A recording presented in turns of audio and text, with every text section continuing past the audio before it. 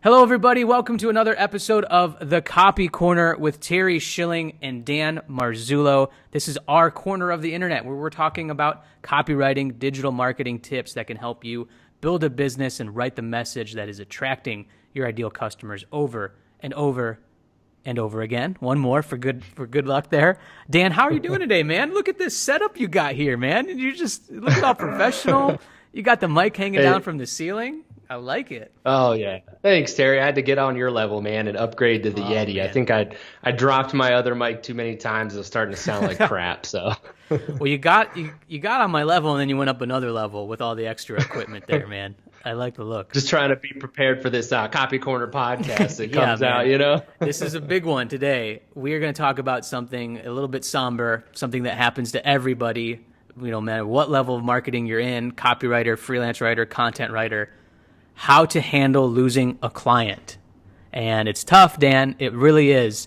But I'll let you start on kind of talking about how you handle this type of rejection and some tips to make sure that we overcome it and ultimately get that next client.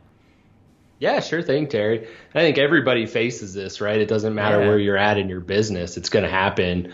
So I think, to start, right, if you're kind of a newer freelance or contractor or whatever, and you lose one, it's going to hurt a little bit more because chances are if you only have a few clients, it's a big portion of your income. So it's, it can definitely sting. So that's why I always, in my opinion, I like to kind of diversify my clients. So I'd rather have more clients paying maybe less every month than 2 to 3 big clients so that when one leaves, it's not going to be a huge hit. And you can easily replace that. So I think, that's kind of the first thing for me is like if you shift the way you do things to kind of protect yourself and diversify that income, it's helpful. And then, other than that, I think that it's a good lesson that no matter where you're at in your career, you should always be prospecting. I think, even as a contractor, if you're booked full, if it's just you, whether you have people on your team or whatever, even if you're maxed to capacity, you should still be spending time every week generating new leads and filling that pipeline so that when other clients go, you're replacing constantly. It's going to happen in marketing.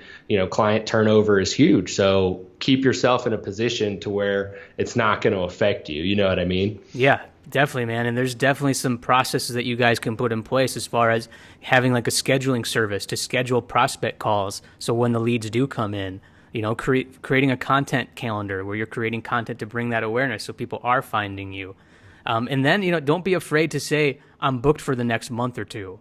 If they end up saying no, it's fine. I mean, you don't want to put too much pressure on yourself and overwork and not deliver the quality content you need because you're feeling so rushed.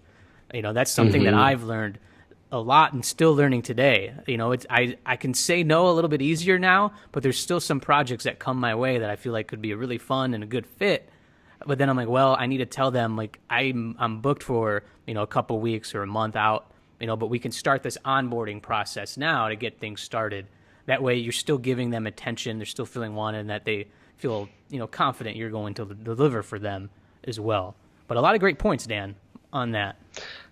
Yeah, definitely. I think everything you said too as well, that's super valuable. And I know you have a story to share on this one, Terry, so I'll let you take it away. Yeah, so for me, when I started out almost like 8 months in, it was around the holidays, and I got this big client. I was contracted from this agency, and they were working for a really big hospitality company, and they had me come and rebrand and rewrite one of their websites. So I was working with their team.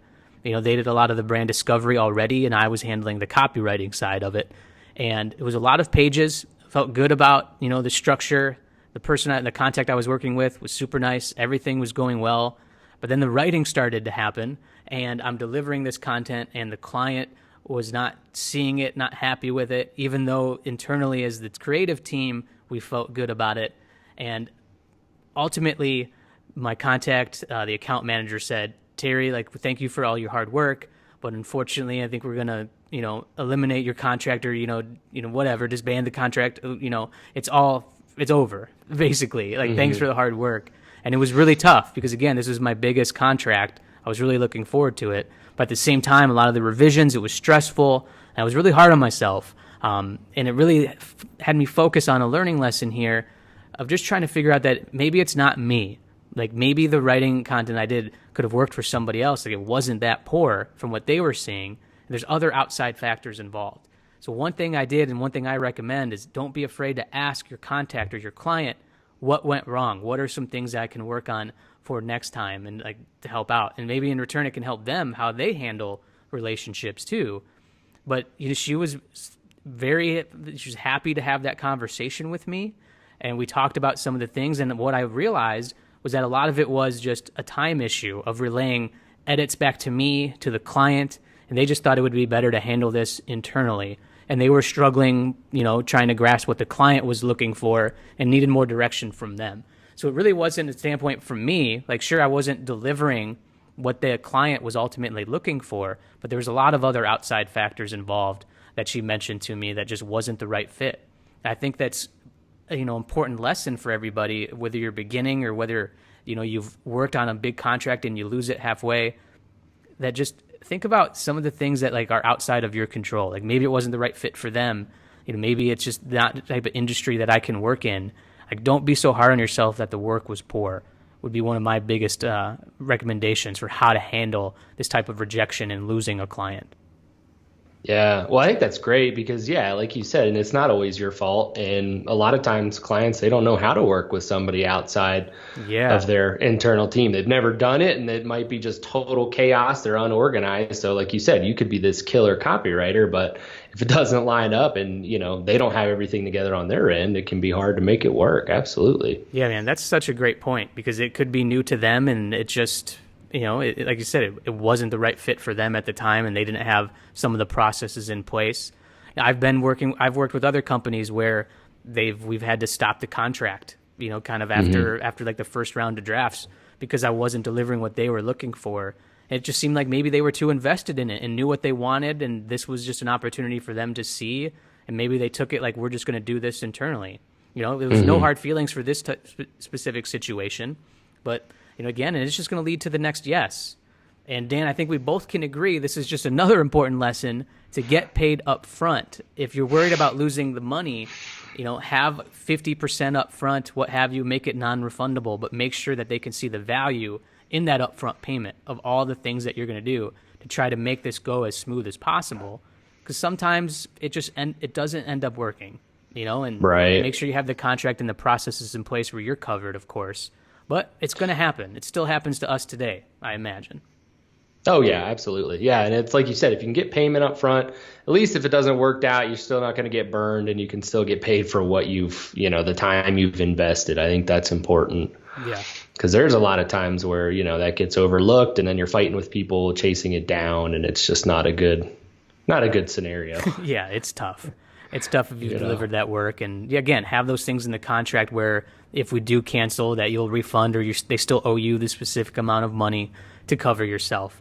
Maybe we can talk about that in another episode, kind of dealing with some contract issues. But today we just wanted to give some motivation and some actionable advice of how to handle rejection. I think, Dan, you had some great points about keeping things in the pipeline, and not really having the big fish client, even though it seems great in the moment, but anything can happen. So you don't want to put all your eggs in that basket. Right. Don't get comfortable. Don't get complacent. Always be searching for new opportunities is my best advice, really, what it comes down to. Yeah. Yeah. And again, don't beat yourself up. It's not always your fault completely. There's other factors involved. And just be focusing on getting that next contract and finding work that you enjoy and working with people that you enjoy working with. That's kind of our best advice. So anything else, Dan? I think in the end, that's really all you can do, Terry. Yeah, it's, man. It stinks, but it happens. It is what it is. So I think if you can put these tips into action, you're going to be able to handle it the best way that you can, at least. Absolutely. So best of luck to everybody out there. I know you can do it. It's okay if you handle some rejection. Dan and I are here as well to talk it out with you. But one quick thing, Dan, we're still working on the podcast. We're getting some of the episodes ready in the queue to put them out there, some past episodes. We're looking forward to dropping that for another medium. If people don't always have the time to watch the videos and you can listen to them in the podcast, that's coming. So rest assured, it's happening soon. Yep. Stay tuned, guys. As soon as we can. We're getting it up. We're excited. Yeah.